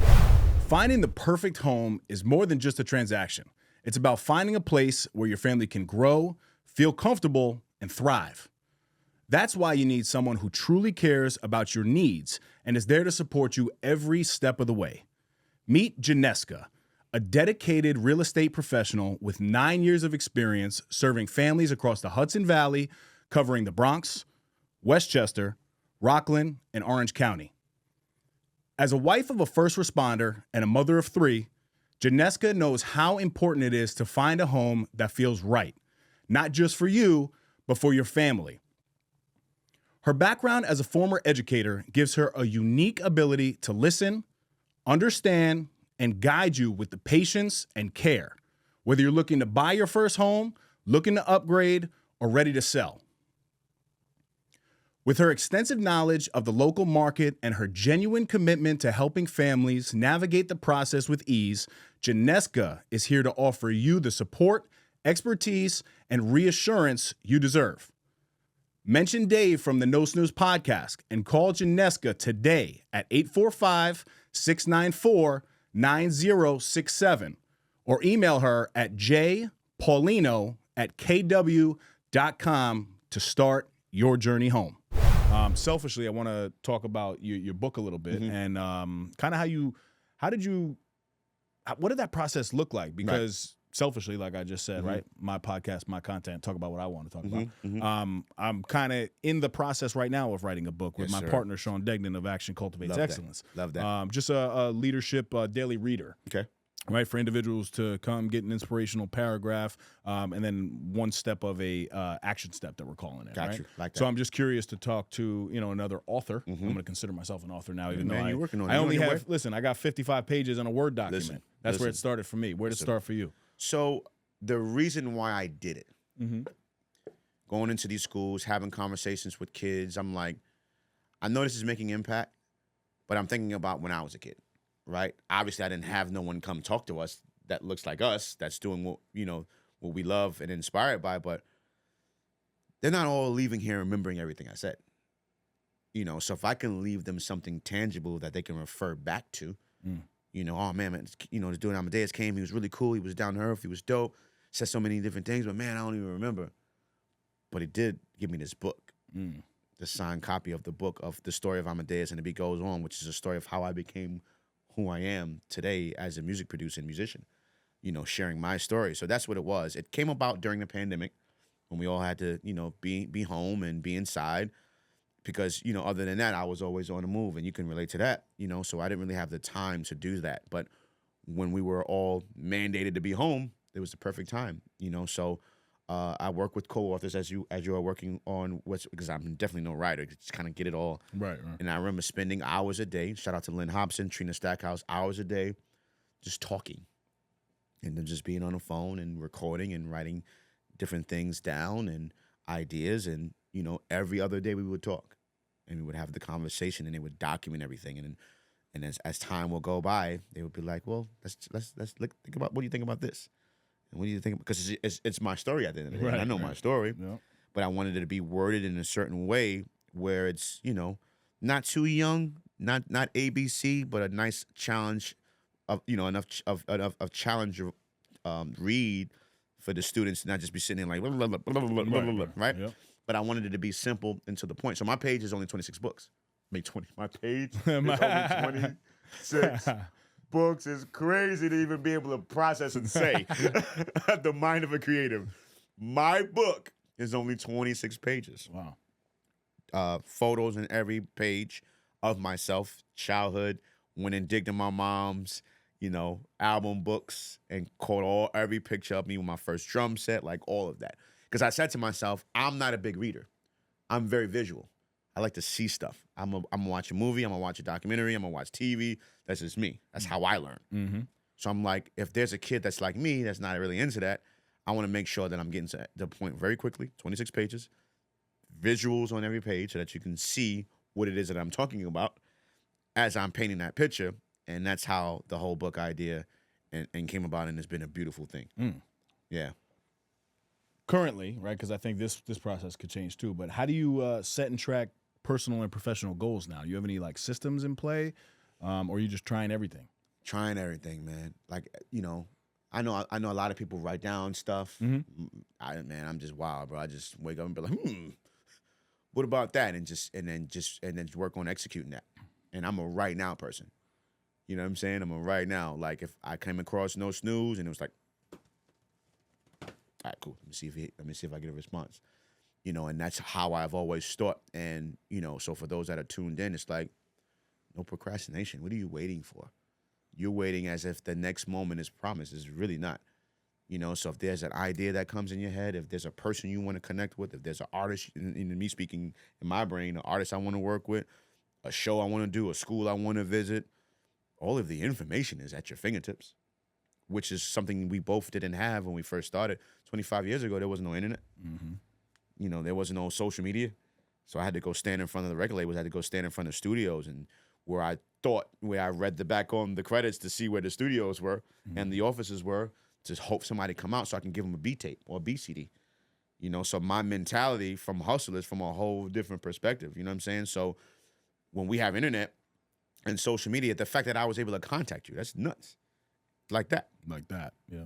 Back in the day, we couldn't do that. I would have to find your studio and find you where you record at, and in a weird way, wait for you to go get coffee and be like, hey Dave.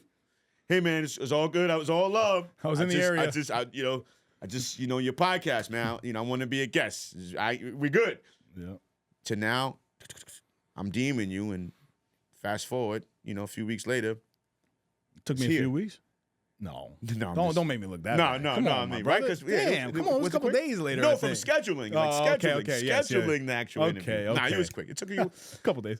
Yeah, a little bit. Maybe.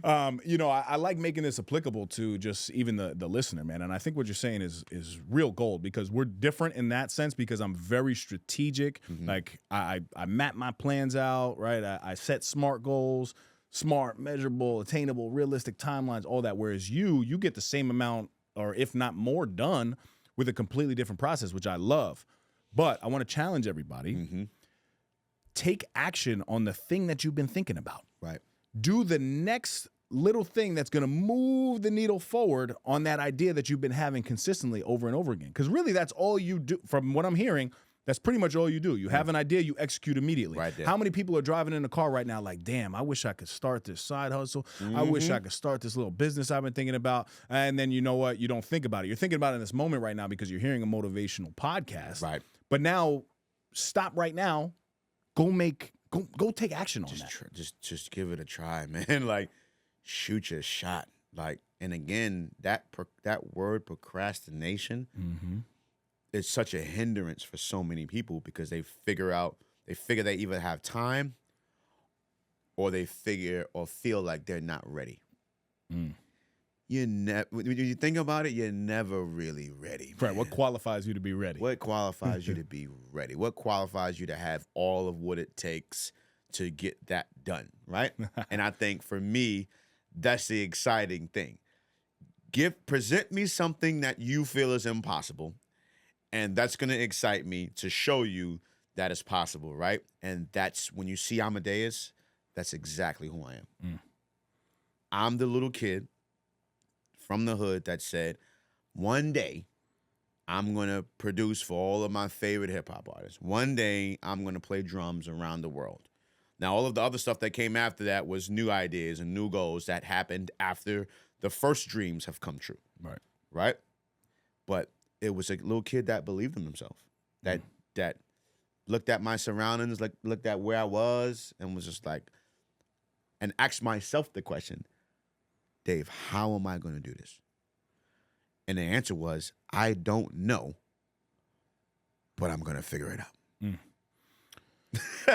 Oh, it's cool. You mentioned an individual before. CV, turn your microphone on real quick for me, my brother. Bring that closer. You mentioned an individual, Denzel Washington.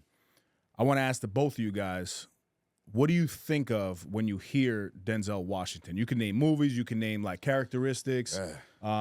Just kind of shoot them real quick. Like, what do you think about? Training Day. Okay. One of my favorite movies.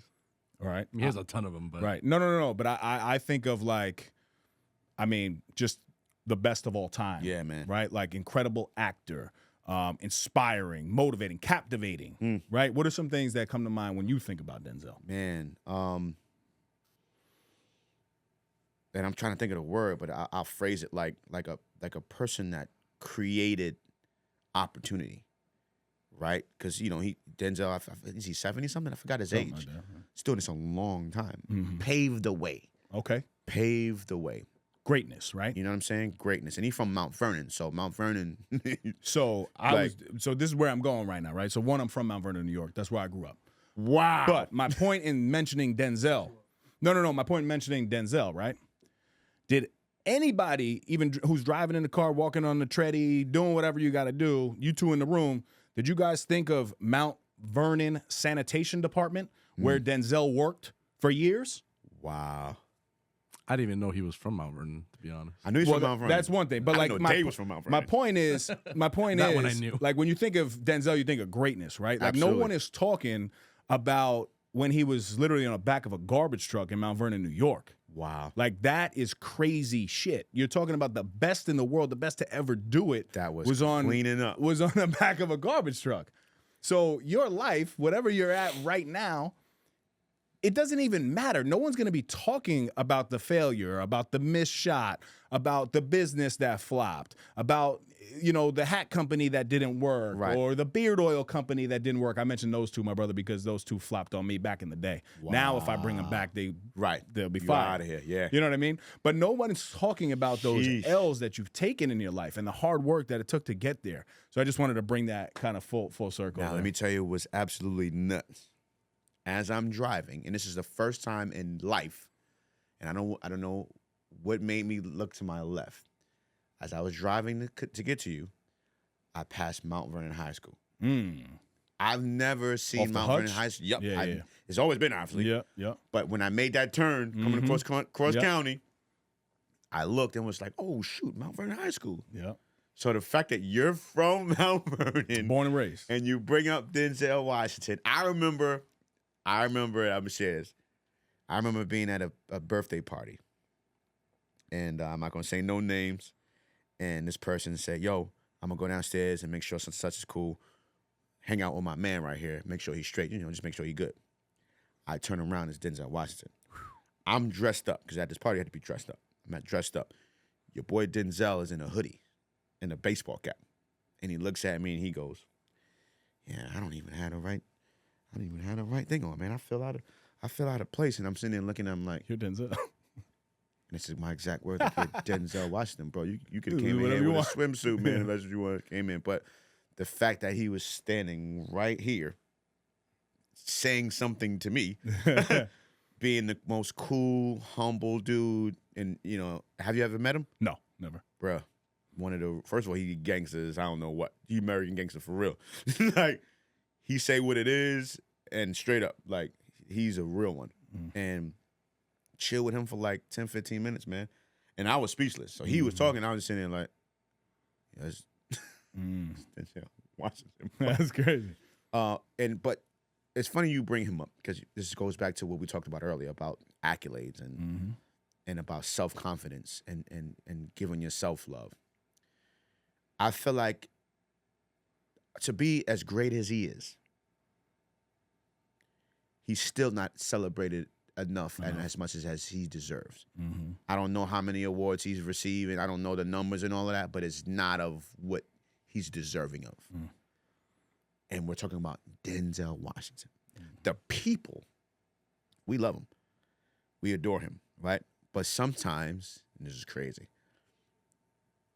your colleagues, the companies, the Grammys, music awards, you know how you see where I'm going, the Oscars, the people that sit behind the desk that choose who gets celebrated, who gets awarded, can look at you and be like,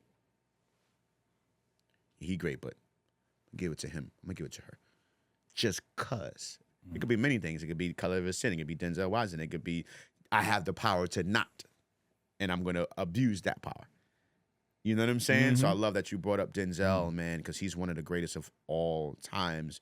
And I feel like we give him his flowers as fans and as people, but I don't feel like the companies, the Oscars and all of it, I don't know all of the different names. And, for sure. Celebrate him as how he should be celebrated, but he will always be known as one of the greatest of all time. And that may not come from our colleagues. That may not come from companies and brands, right? But if the people can appreciate you and celebrate you, is an amazing feeling.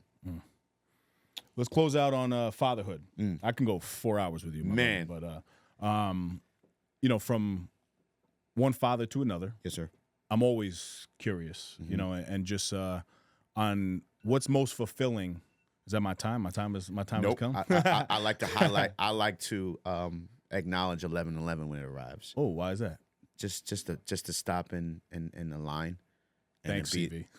I know why, but I want to hear from just to align and to just align with God, align with the universe, and align with the desires of my heart, and just pause to just process it and just think of what that, because again we hustle and we move so much and we're always on the go. So I some people you should let it happen organically, and sometimes it does, but what's wrong with stopping and being like, yo, it's about to be 11:11. Make a wish. You know what I'm saying? That's always the saying, right? You've heard that Make one a wish, too, CV, obviously. Align, and people view it differently. Some people use it as a wish. Right. Some people use it, for alignment. And, so that was, you're good, man. We could do this. No, so from dad to dad, I guess, what's the most fulfilling piece of fatherhood for you? Man, it's a heavy question. I think just, like I said, there's a human being that's 100% dependent upon you in every way, from love to emotion to protection to providing for, and it's 11:11. I was waiting for that. And that's why I feel it's the greatest gift, to be given to us as fathers. One thing about our kids is that, especially when we do things the right way, not perfect, but the right way, when we lead with love, they're our biggest fans. They love us unconditionally no matter what. When the world shoots us down, when the world say we're not good enough, when people beat us up, or compare us to them, we're superheroes. And when I think about me, my dad is the first superhero I ever saw. We were good in every way on all things. Christmas happened every year. Birthday celebrations happened every time. Halloween happened every year. Easter Sunday happened every year. And you don't appreciate that until you're a father. To now where that's your responsibility to provide Christmas for, to have a conversation with Santa and saying, okay, here's what my babies want. Can we make this deal? Can you give me a better discount than that? No? Okay, cool. Regular price? All right, cool, Santa. Easter, and, my son is in college. And, he's in college, and, that's my responsibility. He's getting some aid, cool, but there's the whole other part of it where that has to be paid for. And I remember my son being mindful. He's 19, and choosing things and doing things school-wise to help me from a financial aspect. And being honestly open and honest and transparent, that broke me down, brought me to tears. Because in my mind, I'm saying, why are you worrying about that? But when you raise, and shout out to his amazing mom, when you raise a kid the best way possible, that's what happens. They care. They don't just care about themselves. They care about you. They care about your well-being, your mental. Dad, I ain't asked for this because I know you got to pay for that this month. I don't need that. I can go without this because I'm looking at him like, huh? So it's a beautiful thing, man. And to me, it's why I go so hard now. Because I remember I told you your why changes. Right. Yep. It's why I go so hard. I don't want him, when I have a princess to a daughter, she's 12, I don't want them to go without anything. And one thing that I love, and it's about raising two, they're not materialistic at all. Like, I have to ask my son, yo, you want to pay a kick? You have to ask him. He's not saying, yo, Dad, them new 3s coming out. I'd have to ask him, does he want something? Because mentally, that's not where he's at. So I love it, man. And I can sit here and talk all day, all night. It pushes me, it encourages me, it inspires me when times where I don't feel like I'm who I am. I don't feel like, I don't always feel like Amadeus. I don't view myself sometimes as how the world views me. Regardless of all the success, all of the accolades, 3 signs, sometimes you're just not having a good day. Sometimes you're not having a moment. Sometimes you doubt who you are and what you're capable of because of maybe something you haven't achieved as of yet, right? Your kids, you're number one, bro. Thank you for sharing that. Typically, I ask guests to share a word of advice. I'm not going to do that with you. I'm going to challenge you a little bit. What would you say to your father today? Ooh. Whoa. The first thing I would say is, heavy. And if it roll, I'm going to let him roll. I understand. I get it. I understand now. My father passed away 2 years ago, and we had a, up and down relationship as an adult, for various reasons. Some I understood, some I didn't. But we had a conversation,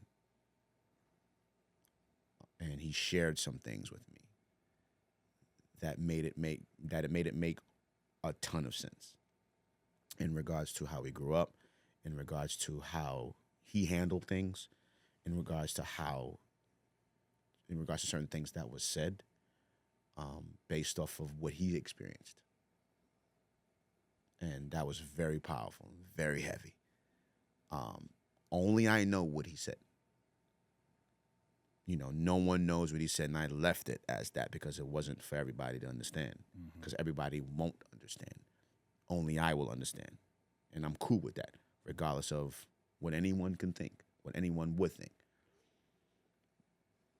But this question is heavy because I learned so much in that conversation about him and about what he experienced and about how he grew up, right? So for me, I had a decision to make. Do I continue that cycle or do I break it? And that was something that I made up in my mind that I wanted to do when my son was born. My father was amazing. You know, again, I learned everything from him. The hustle, the providing for a family, to protecting, you know, being a good person, just being a good man. Everybody loved him. You know what I'm saying? So I wanted to take all of those characteristics, be myself, but then take whatever was tainted or whatever was hindered in any way or harmed in any way and turn that into a positive thing and use that for my relationship with my son. Whatever I didn't receive, whatever was said to me, whatever, you know, challenges we faced, I want to use that to make sure that that doesn't transpire with my son. You know, if I can control that, and I've been able to, and we've been able to, and it's been a beautiful thing. But I'm grateful, man, forever grateful for the king that gave me life, that invested in me in every way, that loved me, that protected me, that provided for me, even when I didn't understand, even when I didn't get it. But now, like you said, if I had to think about what I would say, I understand. I get it. I love you. And we're good. You know what I mean? Which is all the things that I was able to say to him. Because there were a moment where we weren't. In that moment, you know, and that's something that I can feel great about. And again, it's not for anybody else to understand. It's not, I can care less. Like, I know the conversation we have. I know where we left off. I know how it ended. And I'm going to leave you with this, and for all of everybody's tuned in. And I haven't said this in a while, but it's not about how it starts. It's about how it ends. And that's everything in life. Your day may start off like hell. But if you push and you fight and you pray and you hold on and make it to the end of the day, it's a possibility that it won't end the way it started. And that's in life, your days, goals, relationships, friendships, business. I can be having the worst day of life. Horrendous, mentally, spiritually, physically. I always say to myself, go to sleep. Go to sleep quicker today. Just go to sleep. What are you waiting up for? You ain't feeling today. Rest so that you can get to the next day. Because when the next day hits, and this is what I would tell myself, I don't care what you endured yesterday. It's a brand new day. And don't you dare take whatever was in yesterday into this new day. Grateful for you, my brother. Grateful for you, King. Bro, this conversation was top notch. Man, I didn't know how I was going to go because it's early. Dave hit me. Early, like, it's lunchtime, man. What are we bro, talking about? Dave said 9:30. Remember I said PM, right? He said AM. I was like, I'm in bed. I'm in bed by 9:30. It's funny. I got invited to a album release party the other day. I was like, "What time did it start?" They were like 9 p.m. I said, "I'm sorry, I cannot attend." I cannot attend. bro, in the music world, entertainment world, our nights are days. Yeah, no, like, that's different. Like, what time is it? I'm up by now, but to be here at 9:30, I set my alarm for 6:30 a.m. Yeah, and it was worth every sacrifice, my brother. I'm grateful for this conversation. I'm grateful that my antennas was up and I was able to deliver. Yeah, absolutely, man. And get these thoughts out, man. Because I was like, man, I'm a little nervous, man. It's early. I had to make sure Everything gonna be working proper? Yeah, bro. I wasn't sure if it was, man. you know? No, on a serious note, man, like I said, very, very grateful for you. Very Thank you, man. appreciative Appreciate of you. the conversation. I appreciate your wisdom. I appreciate your brother. insight. Same, man. I appreciate your knowledge. Thank you. You're a very powerful man. Thank you, brother. I receive everything that you said today. And I receive everything that you said today. Thank you. Before we end, where can everybody find you? Absolutely. And connect with you, man. Absolutely. So I'm on Instagram. Instagram is Amadeus, PBM, Amadeus, PBM on IG. My website is iamkingamadeus.com. Once again, it's iamkingamadeus.com. And Instagram is pretty much where it's at. I don't know something happened to my Facebook. I don't know what happened. Twitter, Yeah. IG is the best way to connect with me. Shout out to everybody that's tuned in. My brother, thank you for your platform. Thank you for the No Snooze podcast. Had a great time, my brother. I'm praying that everybody that's tuned in will definitely take away something of what my brother has shared or what I've shared in this conversation today. CV, I see you back there. King, appreciate you, man, for making us look like $1 billion. You heard? You know what I mean? We're here. That's it. So, guys, we just want to say thank you to you, the listener. Continue to share the show. And just like Amadeus said, man, it's about the ending. So no matter where you are in life, that was very powerful, by the way. No matter where you are in life, just know it could turn around. And you have the decision and the choice to do that. So whether you listen to one episode or 212 with my brother, the King, Amadeus, we just want to say thank you. CV, as always, they can shop the latest merch at nosnoozeshop.com. And until next time, stop snoozing. Get up and get after it. That was Dave woke me up this morning. Woke me up real early, so no snooze. Thank you guys for tuning in. That's another epi in the books. You can follow us on Instagram at No Snooze Podcast and leave us a 5-star review wherever you listen to us. Subscribe to our YouTube channel, No Snooze. Shop the latest merch at nosnoozeshop.com. Come on.